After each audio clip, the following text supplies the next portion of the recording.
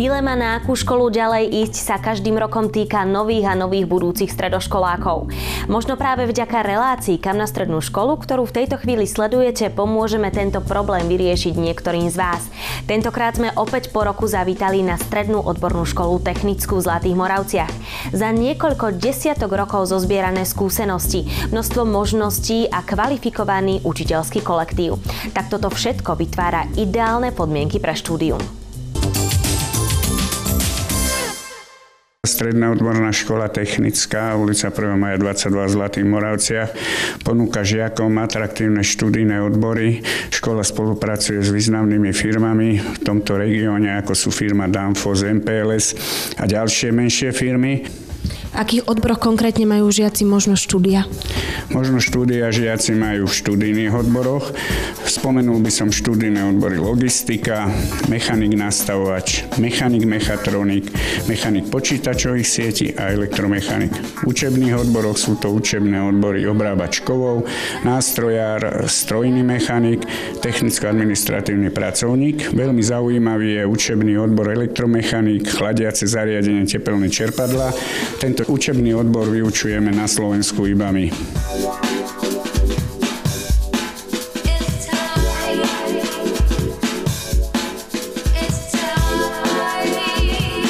V rámci štúdijných odborov má škola veľmi dobre vybavené dielne pre praktické vyučovanie, ale aj odborné učebne, ktorých sa žiaci učia programovať na ITNC staniciach a na CNC obrábacom stroji.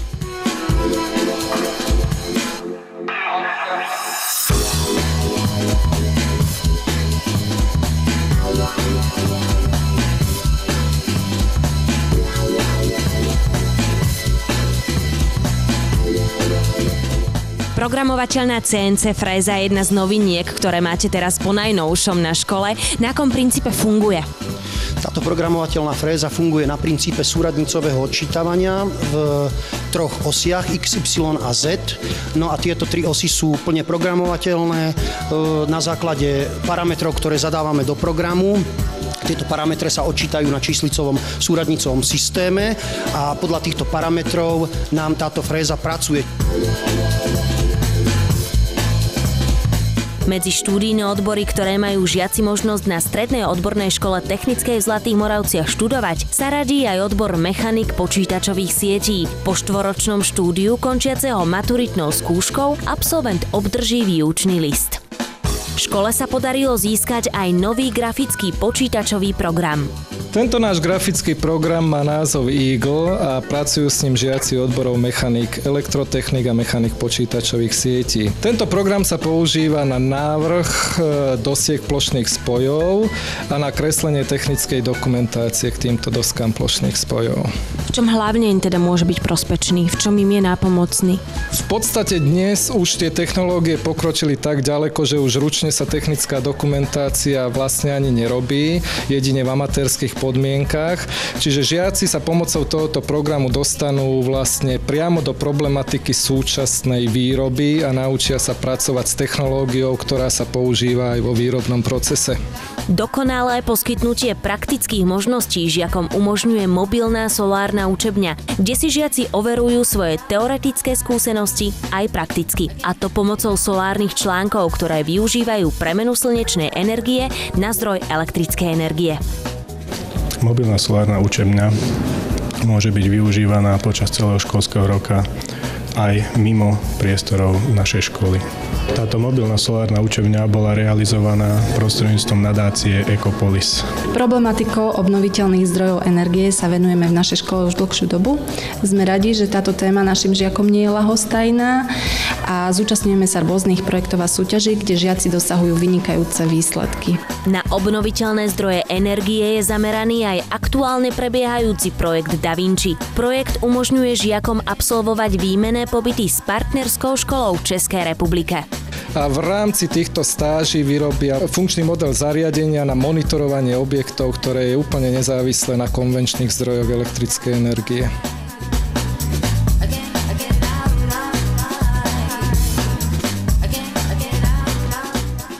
Prezraďme si, kde sa teraz nachádzame, konkrétne v ktorej učebni a v čom majú možnosť žiaci zdokonalovať sa práve v tomto priestore. Momentálne sa nachádzame v odbornej učebni, kde sa vyrábajú amorfné fotovoltaické články. Tieto články v podstate slúžia na premenu svetelnej elektriny na elektrickú energiu. Ako vidíte, vybavenie dielne je prispôsobené na to, aby tu mohla prebiehať výroba, zároveň zapájanie a meranie týchto článkov.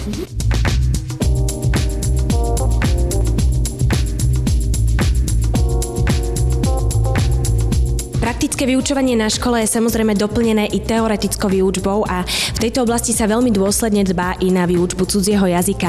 Ako to teda prebieha na hodine angličtiny, ako sa tu žiaci pripravujú?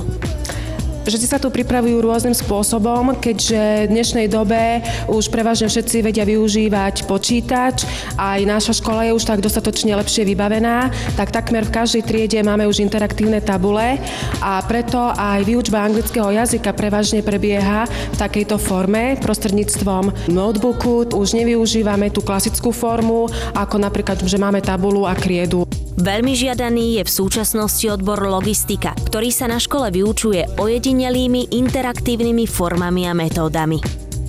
Logistika je nový štvoročný študijný odbor pre chlapcov aj pre dievčatá, ktorý vznikol ako reakcia na požiadavky trhu práce. V poslednom období vzniklo na Slovensku aj v zahraničí veľa logistických centier, ktoré potrebujú kvalifikovaných odborníkov. Snažíme sa vyučovať našich študentov rôznymi inovatívnymi formami a metódami. Snažíme sa, aby žiaci neboli iba pasívnymi poslucháčmi, ale aby sa aktívne zapájali do vyučovacieho procesu a boli v pozícii partnera. Tieto zámery sa nám darí naplňať prostredníctvom skupinového vyučovania, metodami brainstormingu, zážitkového vyučovania a projektového vyučovania. Využívame učebné materiály z projektu Kvalitný v škole, úspešný v praxi, interaktívnu tabulu Data Projektor.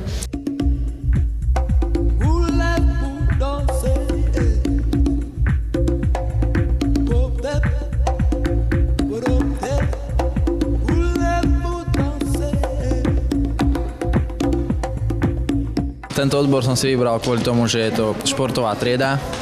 Máme tu športové prípravy, kde sa zameriavame na futbal. Športovej futbalovej triede, ktorá podporuje projekt Požitavskej futbalovej akadémie, sa rozvíjajú u žiakov i športové aktivity. Táto myšlienka tak spája zručnosti, vedomosti i športové nadanie. Vidím, že práve za nami prebieha športová príprava žiakov, tak aké majú žiaci vytvorené podmienky v tejto športovej oblasti na škole? Škola nám vytvára výborné podmienky na športovú prípravu. Dnes nám akurát nepraje počasie, takže sme schovaní tu v telocvični, ale máme okrem toho aj ihrisko s umelou trávou. Je tu takisto aj posilovňa, majú tu chlapci šatne. V tejto budove je aj internát, čiže všetko pod jednou strechou, ako akadémia má byť. Pán Foltan, ja viem, že vy máte aj nejaké skúsenosti zo zahraničia, konkrétne z Anglicka, prezradím. Snažíte sa ich nejak vnášať aj do tých prípravných športových procesov, do tých športových tréningov u žiakov? Áno, vzhľadom na to, že máme vytvorené podmienky na športovú prípravu v dopoľňajších hodinách, čiže môžeme sa tým chlapcom lepšie venovať, tak tie dopoľňajšie tréningy máme zamerané na rozvoj toho herného potenciálu, technickej stránky. Z pohľadu zaťaženia tieto tréningy nemajú až taký veľký význam, ale keď chceme hráčov pripraviť, chceme ich pre vyššiu kategóriu, chceme ich naučiť vlastne hrať ten futbal, na to potrebujeme mať vlastne tieto podmienky, ktoré sú tu. No a ten know-how je v podstate rovnaký aj tu na Slovensku ako v Anglicku, len líšime sa v podstate len tými podmienkami. Keď ste spomínali tú vyššiu kategóriu, ja viem, že niektorí žiaci sú už preradení aj do A mužstva.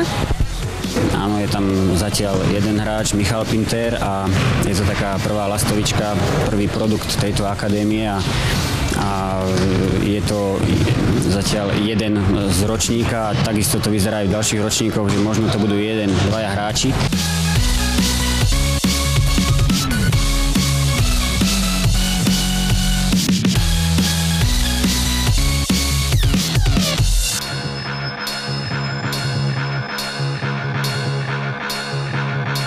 Žiaci Požitavskej futbalovej akadémie postúpili do prvej ligy, kde sa im úspešne darí.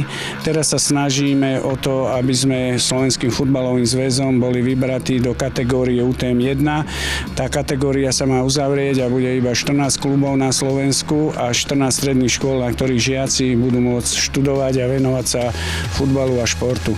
Ďalej sa nám podarilo v rámci Požitavskej futbalovej akadémie otvoriť družstvo dievčat, ktoré takisto od marca sa prihlásia do súťaže a budeme mať aj družstvo dievčat, ktoré bude reprezentovať mesto Zlaté Moravce a našu školu. Aby boli žiaci správne pripravení na športové aktivity, ktoré máte na vašej škole, môžu využívať aj priestory posilňov. Nejakým spôsobom sa im venujete tu? No, to nie je iba na hodinách povinnej telesnej výchovy, ale zároveň aj na mimoškolskej činnosti, to znamená krúžkovej činnosti, posilovací krúžok. Žiaci môžu pravidelne navštevovať po vyučovaní posilňovňu. Nie sú to len žiaci z našej školy, prichádzajú k nám žiaci aj z druhých moraveckých škôl. Samozrejme, učíme ich základom posilovania, niektorí, ktorí ešte prvý začínajú a snažíme sa im aj dbať o bezpečnosť pri cvičení. Vidím, že tu majú možnosť vyučiť aj niekoľkých strojov. Čo nové ešte pre nich máte pripravené? Snažíme sa vybudovať aj gymnastickej telocvični možnosť výsových náradí, to znamená na hrazde cvičiť, na bradlách. Veľkú obľúbu má najmä futbal, no okrem talentovaných žiakov Požitavskej futbalovej akadémie FC Vion, škola vytvára podmienky pre rast aj ďalším mimoriadne talentovaným žiakom. O čom svedčí vybudovanie nového futbalového ihriska, lezeckej steny a modernej počítačovej učebne. Prednedávno sa otvárala nová počítačová učebňa, konkrétne sa teda nachádzame v učebni mechanik počítačových sietí, takže čo všetko majú možnosť žiaci využívať tu a ako sa to potom premieta aj do tých vyučovacích procesov? Áno, takže nachádzame sa v novej učebni informačných komunikačných technológií, ktorú sme vlastne zrealizovali minulý školský rok. Trieda je vybavená 20 počítačmi, ktoré sú pripojené v rámci LAN siete, v rámci školy, plus sú pripojené do siete internet. Žiaci sa tu učia spoznávať počítače, čiže montovať počítače, dávať dokopy, vyberať komponenty do týchto jednotlivých počítačov.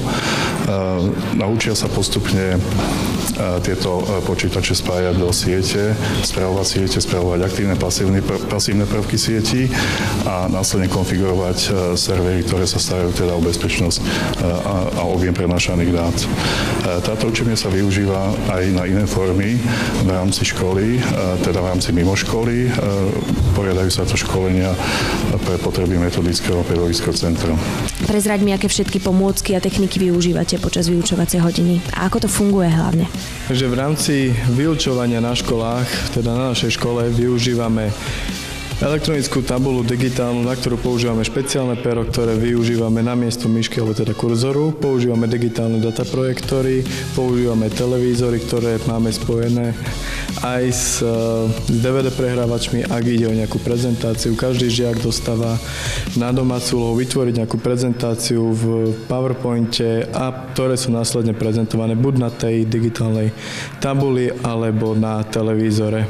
Škola sa neustále zapája do rôznych projektov. Sme realizovali projekt Stop bariéram. Jeho cieľom bolo rozvíjať IKT kompetencie integrovaných žiakov, ktorí sú v našej škole. Zakúpili sme veľkoplošný televízor, notebooky, interaktívnu tabulu a tieto prostriedky nám pomáhajú realizovať výučbu inovatívnymi metódami a vyrovnávať šance zdravotne znevýhodnených žiakov oproti ich zdravým spolužiakom.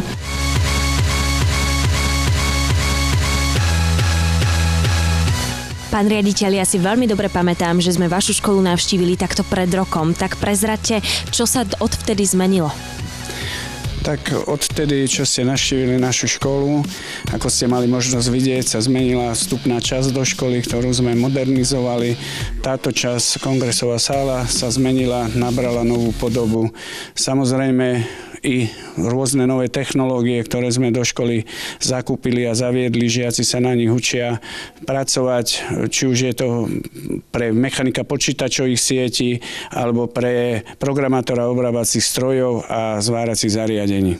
Keďže sú pre nich podmienky naozaj dobre vytvorené, tak potom môžu neskôr aj žať úspechy. Tak aké úspechy máte aj počas tohto uplynulého roka za sebou? Počas uplynulého roka máme také úspechy, že v súťaži NRSOL naši žiaci postúpili z celoslovenského kola do medzinárodného kola, kde so solárnym kamerovým systémom ako Slováci, ako tým obsadili prvé miesto. Dosť podstatne sa to zlepšuje. Oproti tomu prvému ročníku úplne sa začali meniť vnútorné priestory vlastne školy a výmena tabu. Už toto je krajšie o dosť.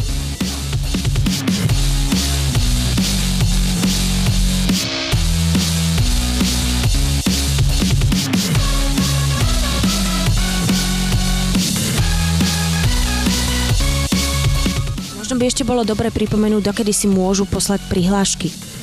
Prihlášky si môžu posielať žiaci štandardne ako na všetky stredné školy cez svojich výchovných poradcov.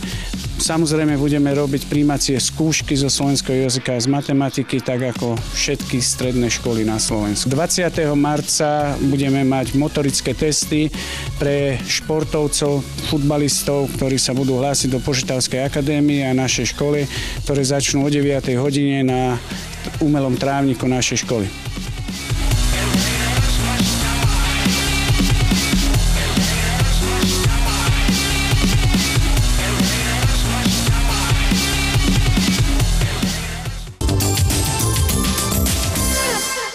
Nezabudnite, že konečný termín, dokedy si môžete podať prihlášku na strednú školu, sa naozaj neodkladne blíži. No a ja vám prajem, aby ste si z množstva možností vybrali skutočne tú správnu. Takže príjemné štúdium. Dovidenia.